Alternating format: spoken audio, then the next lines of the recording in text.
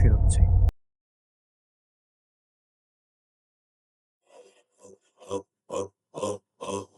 যতক্ষণ না পর্যন্ত আমার বোনের জীবন ফেরত পাবো, ততক্ষণ পর্যন্ত আমি এই ব্যাংকেই থাকবো। এখন আমার এই! চুপ, একদম চুপ। কোনো কথা বলবি না তুই। যত নষ্টের গোড়া তুই। ঋতু, তুই বল তো মা, শেহজাদের এখন শেষ বক্তব্য কি?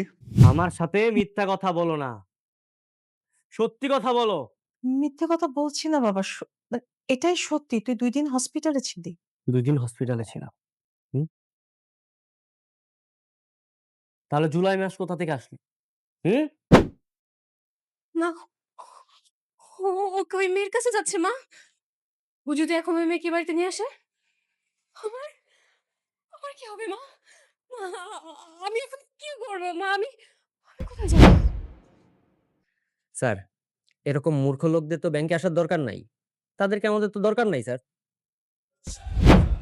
ছে, ও কি কোনোভাবে আমার আর রিশাদের বিয়ের কথা জেনে গেল নাকি? মা, ও যদি জেনে যায়, তাহলে তো আমাকে এই বাড়িতে রাখবে না, আমাকে বের করে দিবে। এমনও হতে পারে আমাকে মেরেই ফেলতে পারে। মা, সৃজা যদি ঋতুকে এই বাড়িতে নিয়ে আসে, টাকার কাছে কি আসলেই মানুষের সব আবেগ, স্মৃতি আর সম্পর্ক বিক্রি হয়ে যায়? একটু ভেবে দেখুন তো। আপনি শহরের সবচেয়ে ক্ষমতাবান মানুষ, কিন্তু হঠাৎ একদিন আবিষ্কার করলেন আপনার হাতে এমন এক মেয়ের নামের ট্যাটু আঁকা যাকে আপনি চিনতেই পারছেন না। দুনিয়া টাকার গোলাম নাটকের ১৯তম পর্বে এসে পুরো গল্পের মোড় এমনভাবে ঘুরে যাবে, সেটা হয়তো আমরা কেউই কল্পনা করতে পারিনি। একদিকে শাহেজাদের হারিয়ে যাওয়া ৬ মাসের অন্ধকার অতীত, অন্যদিকে নকল টাকার লোভে ধ্বংস হতে বসা একটি মেয়ের জীবন, এবং সবশেষে পুরো ব্যাংক হাইজ্যাক করে আনা সেই লাশ। শাহেজাদ কি আসলেই শাহেজাদ, নাকি শুধুই এক গোলাম? আজ আমরা এই সব রহস্যের জট খুলব এবং এই ভয়ঙ্কর সাসপেন্সের শেষ কোথায় হতে পারে তা নিয়ে বিস্তারিত আলোচনা করব।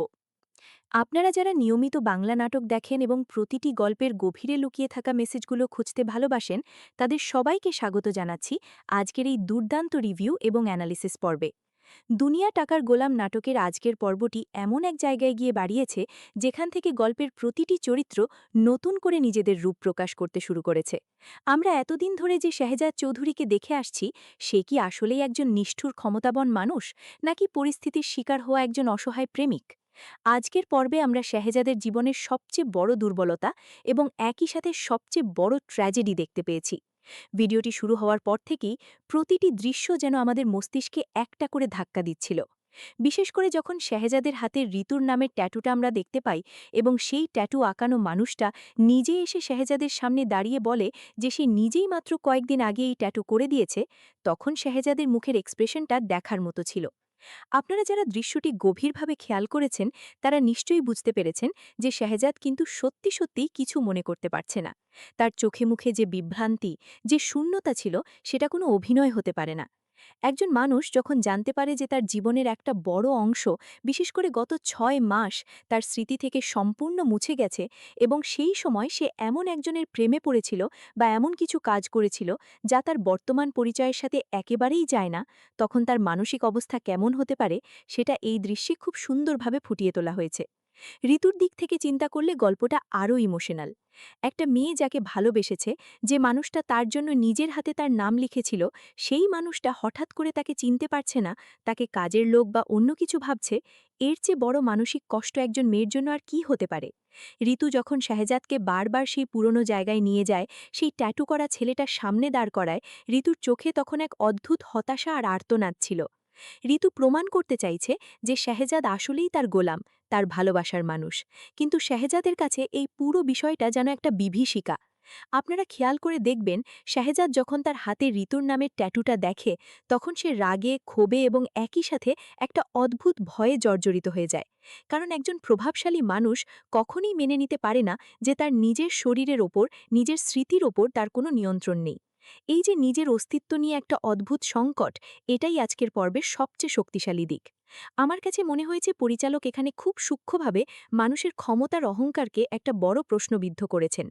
আপনার যতই টাকা থাকুক না কেন, আপনার যদি নিজের স্মৃতিই না থাকে, তাহলে আপনি আসলে কে? এরপর শাহজাদ যখন পাগলের মতো তার বাড়িতে ফিরে আসে এবং তার মা আর বোনের সামনে চিৎকার করে জানতে চায় যে তার জীবনের হারিয়ে যাওয়া 6 মাস কোথায় গেল, তখন গল্পের আসল রহস্যটা খুলতে শুরু করে। শাহজাদের মায়ের কাছ থেকে আমরা জানতে পারি এক ভয়ঙ্কর নির্মম সত্য। শাহজাদকে একবার নয়, দুইবার হত্যা করা হয়েছিল। প্রথমবার যখন তার উপর অ্যাট্যাক হয়, তখন সে ৩ মাস নিখোঁজ ছিল।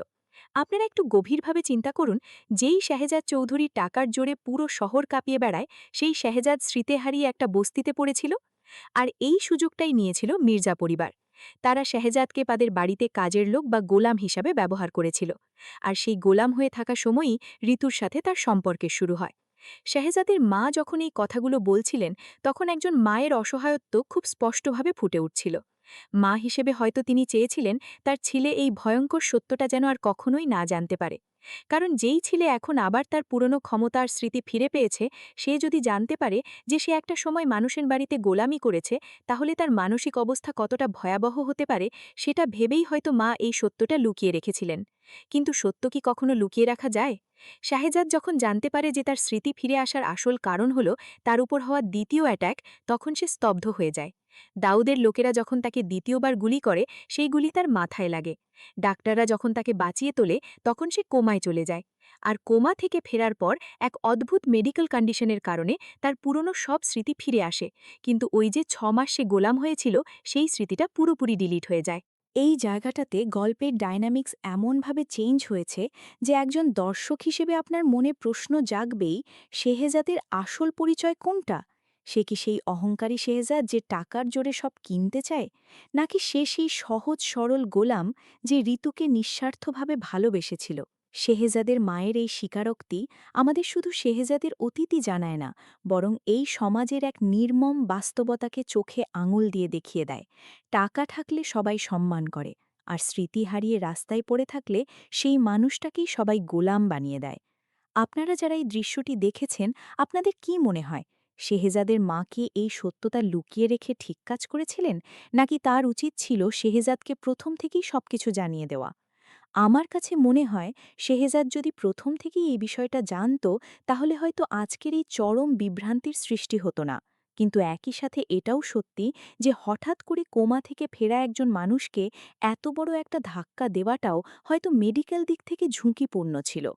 গল্পের এই ইমোশনাল আর সাইকোলজিক্যাল টানাপড়নের মাঝেই আমরা দেখতে পাই আরেকটা ভয়ঙ্কর নিষ্ঠুরতার চিত্র, যা নাটকের নাম দুনিয়ার টাকার গোলামকে একদম সার্থক প্রমাণ করে।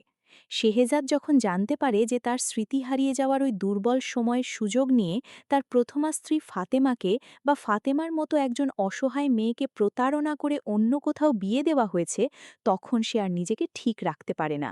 এখানে আমরা দেখতে পাই সমাজের আরেকটা কদর্য রূপ। একটা গরিব পরিবারের অসহায় মেয়েকে টাকার লোভ দেখিয়ে প্রতারণা করে একটা প্রতিবন্ধী ছেলের সাথে বিয়ে দেওয়া হচ্ছে। বিয়ের আসরে যখন মেয়েটার বাবা জানতে পারে যে তাদেরকে যে টাকাগুলো দেওয়া হয়েছে সেগুলো সব জাল টাকা, নকল টাকা, তখন ওই গরিব বাবাটার আর্তনাদ যে কোনো পাষাণ হৃদয়কেও গলিয়ে দেবে। এই দৃশ্যটা আমাদের চোখে আঙুল দিয়ে দেখিয়ে দেয় যে এই সমাজে গরিব মানুষের কোনো সম্মান নেই, তাদের আবেগ নিয়ে যে কেউ খেলতে পারে শুধুমাত্র কিছু কাগজের টুকরোর জোরে। আর সেই কাগজের টুকরোগুলোও যখন নকল হয়, তখন সেই গরিব মানুষটার অবস্থা কতটা ভয়াবহ হতে পারে।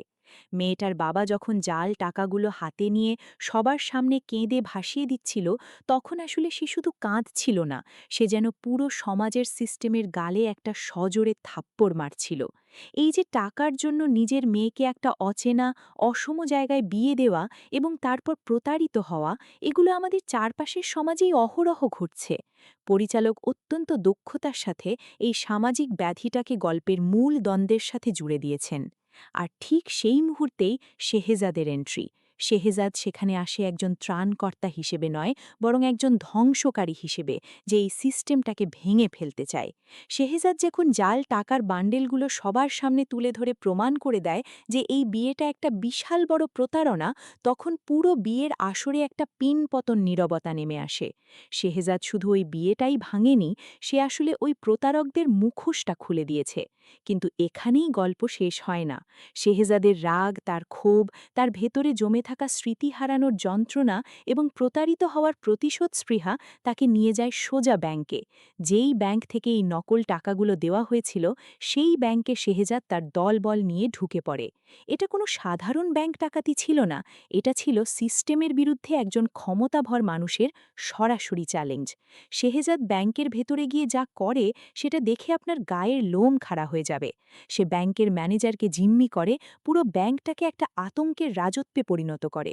সে চিৎকার করে বলতে থাকে যে এই জাল টাকার জন্য, এই দুর্নীতিগ্রস্ত সিস্টেমের জন্য তার বোনের বা তার কাছের মানুষের জীবন নষ্ট হয়েছে।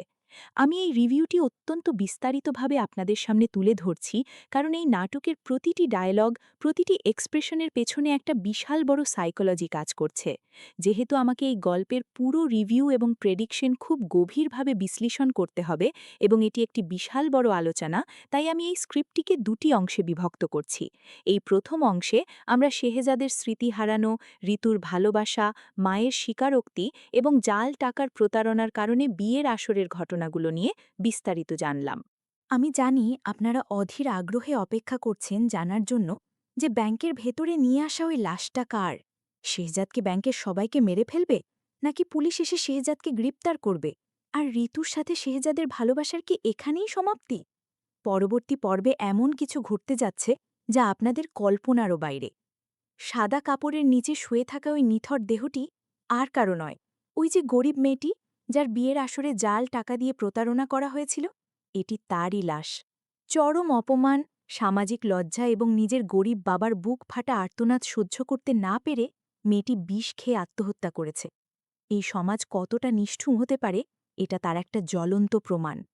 একটা মেয়ের কাছে তার বিয়ের দিনটা স্বপ্নের মতো হয়, কিন্তু সেই স্বপ্ন যখন কিছু জাল কাগজের টুকরোর কারণে চোখের সামনে ভেঙে চুরমার হয়ে যায় এবং বিয়ের আসরে ভরা মজলিসে যখন তার বাবাকে অপমানিত হতে হয়, তখন সেই মেয়ের কাছে মৃত্যুর চেয়ে বড় কোনো উপায় হয়তো আর খোলা থাকে না। পরিচালক এখানে অত্যন্ত সাহসিকতার সাথে আমাদের সমাজের রন্ধ্রে রন্ধ্রে লুকিয়ে থাকা দুর্নীতি এবং গরিবের প্রতি উচ্চবিত্তের চরম অবহেলাকে তুলে ধরেছেন। মেয়েটির নিথর দেহের পাশে দাঁড়িয়ে শেহজাদ যখন হুঙ্কার দিয়ে ওঠে, তখন সে শুধু একজন ভাই বা একজন ক্ষমতাধর ব্যক্তি হিসেবে কথা বলছিল না, সে যেন পুরো সমাজের বিবেক হয়ে কথা বলছিল। শেহজাদ ব্যাংকের ম্যানেজারকে সরাসরি কাঠগড়ায় দাঁড় করায়। যে ব্যাংক মানুষের আস্থার প্রতীক হওয়ার কথা, সেই ব্যাংক থেকেই যখন জাল টাকার বান্ডিল একজন নিরীহ মানুষকে দেওয়া হয়, তখন সেই আস্থার আর কী দাম থাকে? ব্যাংকের ম্যানেজারের নির্লজ্জতা এবং অহংকার দেখে যে কোনো মানুষের রক্ত গরম হয়ে যাবে। সে যখন শেহজাদের সামনে নিজের দোষ ঢাকার জন্য বলে যে ব্যাংক থেকে টাকা নেওয়ার সময় তো গুনে নেওয়া বা আসল নকল চেক করে নেওয়া উচিত ছিল, মূর্খ মানুষ যদি চেক করতে না পারে তবে তাদের ব্যাংকে আসার কি দরকার? এই কথাটা শোনার পর শেহজাদের রিয়াকশনটা ছিল দেখার মতো। শেহজাদ অত্যন্ত তীক্ষ্ণ এবং যৌক্তিক একটা প্রশ্ন ছুড়ে দেয় ওই ম্যানেজারের দিকে। গ্রামের সাধারণ অশিক্ষিত বা স্বল্পশিক্ষিত মানুষগুলো যারা কষ্টে ঘাম ঝরিয়ে টাকা রোজগার করে, তারা কিভাবে বুঝবে কোনটা আসল টাকা আর কোনটা জাল টাকা? তারা তো ব্যাংককে অন্ধের মতো বিশ্বাস করে। ব্যাংক যদি সেই বিশ্বাসের সুযোগ নিয়ে তাদের হাতে জাল টাকা ধরিয়ে দেয়, তবে সেই দায়ভার কার? শেহজাদ পরিষ্কারভাবে জানিয়ে দেয় যে যতদিন না পর্যন্ত এই মেয়েটি তার জীবন ফিরে পাচ্ছে, ততদিন সে এই ব্যাংক থেকে এক পাও নড়বে না এবং কাউকে নড়তে দেবে না। এই শেহজাদের যেই দেবল এই ভয়ঙ্কর রূপ দেখে আমরা বুঝতে পারি যে শেহজাদ এখন আর শুধু টাকার গোলাম নেই, সে এখন ন্যায়ের জন্য লড়াই করা এক উন্মাদ শক্তিতে পরিণত হয়েছে। এই পুরো ঘটনার সমান্তরালে আমরা যদি একটু শেহজাদের নিজের বাড়ির দিকে তাকাই, সেখানেও কিন্তু এক চরম মানসিক টানাপড়ন চলছে।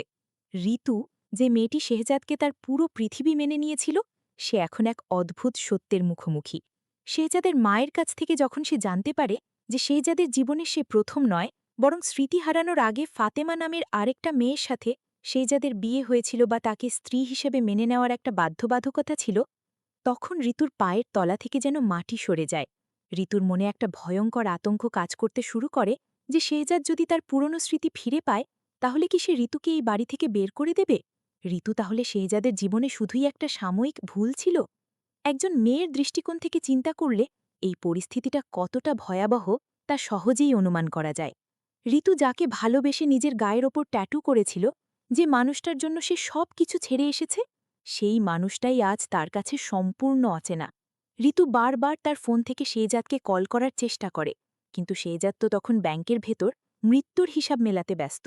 এই যে দুটি আলাদা জগতে দুটি মানুষের আলাদা সংগ্রাম, এটাই এই নাটকটিকে অন্যান্য সাধারণ নাটক থেকে আলাদা করে তুলেছে। এখন আমরা যদি একটু সাইকোলজিক্যাল দৃষ্টিকোণ থেকে শেহজাদের চরিত্রটি বিশ্লেষণ করি, তাহলে একটা চমৎকার বিষয় লক্ষ্য করব। শেহজাদ চৌধুরী একজন বিলিয়নিয়ার, যার কাছে টাকার কোনো অভাব নেই। সে চাইলে ওই গরিব পরিবারটিকে লাখ লাখ টাকা দিয়ে ক্ষতিপূরণ দিতে পারত, কিন্তু সে সেটা করেনি। সে সরাসরি ব্যাংকে গিয়ে অস্ত্র হাতে তুলে নিয়েছে। কেন? কারণ ওই ৬ মাস সে স্মৃতি হারিয়ে একটা বস্তিতে গোলাম হয়ে জীবন কাটিয়েছে। সেই ৬ মাসের জীবন তাকে শিখিয়েছে গরিব মানুষের কষ্ট কাকে বলে। সে খুব কাছ থেকে দেখেছে ক্ষমতার দাপট না থাকলে এই সমাজে বেঁচে থাকা কতটা কঠিন। যদিও সে এখন তার ওই ৬ মাসের স্মৃতি মনে করতে পারছে না, কিন্তু তার অবচেতন মনে, তার সাবকনশিয়াস মাইন্ডে ওই গরিব মানুষগুলোর প্রতি একটা গভীর টান তৈরি হয়ে গেছে। সেই সাবকনশিয়াস মাইন্ডের কারণেই সে ওই গরিব মেয়েটার মৃত্যুর বদলা নিতে এতটা বেপরোয়া হয়ে উঠেছে। স্মৃতি হারিয়ে গেলেও মানুষের ভেতরের সত্তাটা যে পুরোপুরি হারিয়ে যায় না, শেহজাদের এই আচরণ তারই সবচেয়ে বড় প্রমাণ। এই যে ব্যাংকের ভেতরে একটা রুদ্ধশ্বাস জিম্মি পরিস্থিতি তৈরি হয়েছে, এখান থেকেই শুরু হচ্ছে আমাদের পরবর্তী পর্বের চরম উত্তেজনাপূর্ণ প্রেডিকশন। আমার ধারণা আগামী পর্বে আমরা বাংলা নাটকের ইতিহাসে অন্যতম সেরা একটি ক্লাইম্যাক্স দেখতে পাব। পরিস্থিতি দেখে মনে হচ্ছে শেহজাদ ব্যাংকের ম্যানেজারকে খুব সহজে ছেড়ে দেবে না। সে ম্যানেজারকে বাধ্য করবে সবার সামনে, সম্ভবত ফেসবুক লাইভে বা কোনো মিডিয়ার সামনে স্বীকার করতে যে এই জাল টাকার পেছনে আসলে কারা জড়িত। কারণ একজন সাধারণ ব্রাঞ্চ ম্যানেজার কখনোই এত বড় জাল টাকার সিন্ডিকেট একা চালাতে পারে না। এর পেছনে নিশ্চয়ই অনেক বড় কোনো মাথা কাজ করছে। সম্ভবত দাউদের মতো কোনো বড় মাফিয়া বা মির্জা পরিবারের কেউ এই জালিয়াতির সাথে সরাসরি যুক্ত। শেহজাদ যখন সেই মূল কালপ্রিটের নাম জানতে পারবে, তখন এই গল্পটা শুধু আর একটা মেয়ের আত্মহত্যার প্রতিশোধের মধ্যে সীমাবদ্ধ থাকবে না। এটা শেহজাদের নিজের অস্তিত্ব রক্ষার লড়াইয়ে পরিণত হবে। আমার মনে হচ্ছে এই ব্যাংক হাইজ্যাকের খবর খুব দ্রুতই পুলিশের কাছে পৌঁছে যাবে, এবং আগামী পর্বে আমরা পুলিশের স্পেশাল ফোর্স বা সোয়াট টিমকে পুরো ব্যাংক ঘিরে ফেলতে দেখব। তখন শেহজাদের সামনে একটা বিশাল বড় চ্যালেঞ্জ এসে দাঁড়াবে। একদিকে ভেতরে জিম্মি হওয়া মানুষ এবং ম্যানেজারের কাছ থেকে সত্য বের করার জেদ, অন্যদিকে বাইরে পুলিশের বিশাল বাহিনী। শেহজাদ কি পুলিশের কাছে সারেন্ডার করবে? আমার তা মনে হয় না। শেহজাদ অত্যন্ত বুদ্ধিমান এবং চতুর। সে হয়তো এমন কোনো প্রমাণ পুলিশের হাতে তুলে দেবে যার ফলে পুলিশ শেহজাদকে অ্যারেস্ট করার বদলে উল্টো ব্যাংকের ম্যানেজারকেই জাল টাকার সিন্ডিকেটের মূল হোতা হিসেবে অ্যারেস্ট করতে বাধ্য হবে। শেহজাদ হয়তো পুরো পরিস্থিতিটাকে এমনভাবে ম্যানিপুলেট করবে যেন সে নিজেই একজন ভিকটিম বা ন্যায়ের রক্ষক হিসেবে সবার সামনে প্রতিষ্ঠিত হয়। অন্যদিকে ঋতুর বিষয়টা আগামী পর্বে অত্যন্ত ইমোশনাল একটা টার্নিং পয়েন্ট তৈরি করতে পারে। আমার ধারণা, যখন টিভিতে বা নিউজে ঋতু দেখতে পাবে যে শেহজাদ একটা ব্যাংকের ভেতর অস্ত্র হাতে মানুষকে জিম্মি করে রেখেছে, তখন সে আর নিজেকে আটকে রাখতে পারবে না। ঋতু হয়তো জীবনের ঝুঁকি নিয়ে সরাসরি সেই ব্যাংকের সামনে চলে আসবে শেহজাদকে আটকানোর জন্য। এই দৃশ্যটা যদি আসলেই ঘটে, তবে তা হবে অত্যন্ত নাটকীয়। একদিকে শেহজাদের রক্তের নেশা, অন্যদিকে ঋতুর ভালোবাসা। ঋতু যখন শেহজাদের চোখের দিকে তাকিয়ে তাকে সেই পুরনো গোলামের কথা মনে করিয়ে দেওয়ার চেষ্টা করবে, তখন শেহজাদের মস্তিষ্কে হয়তো সেই হারিয়ে যাওয়া ৬ মাসের কিছু টুকরো স্মৃতি ফ্ল্যাশব্যাকের মতো ফিরে আসতে শুরু করবে। শেহজাদ হয়তো চরম মানসিক যন্ত্রণায় ভুগবে, কারণ তার বর্তমান হিংস্র রূপ এবং অতীতের সেই সরল রূপ একসাথে তার মনের ভেতর একটা বিশাল দ্বন্দ্ব তৈরি করবে। ঋতুর চোখের পানি কি পারবে শেহজাদকে একজন খুনি হওয়ার হাত থেকে বাঁচাতে? এই প্রশ্নটা আগামী পর্বের সবচেয়ে বড় সাসপেন্স হয়ে দাঁড়াবে। মির্জা পরিবার এবং দাউদের গ্যাং কিন্তু এই সুযোগটা হাতছাড়া করবে না।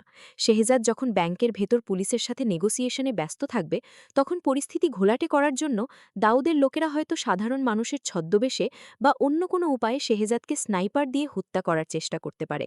কারণ শেহজাদ যদি জাল টাকার আসল হোতাদের নাম বের করে ফেলে, তবে তাদের সবার সাম্রাজ্য ধ্বংস হয়ে যাবে। তাই শেহজাদকে চুপ করানোর জন্য তারা মরিয়া হয়ে উঠবে। এরকম কোনো অ্যাটাক যদি হয়, তবে গল্পের মোড় পুরোপুরি অন্যদিকে ঘুরে যাবে। হয়তো শেহজাদকে বাঁচাতে গিয়ে তার দলের কেউ বা এমনকি ঋতুও আহত হতে পারে, যা শেহজাদকে আরও বেশি বেপরোয়া করে তুলবে। আবার শেহজাদের মা এবং ফাতেমার দিকটাও আগামী পর্বে গুরুত্বপূর্ণ হয়ে উঠবে। শেহজাদের মা হয়তো চাইবেন এই সুযোগে ঋতুকে তাদের জীবন থেকে সরিয়ে দিতে, যাতে শেহজাদ যখন ঘরে ফেরে তখন ফাতেমাকেই তার স্ত্রী হিসেবে গ্রহণ করতে পারে।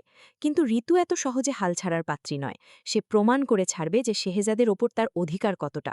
ফাতেমা এবং ঋতুর এই মনস্তাত্ত্বিক লড়াই আগামী পর্বগুলোতে এক নতুন মাত্রা যোগ করবে।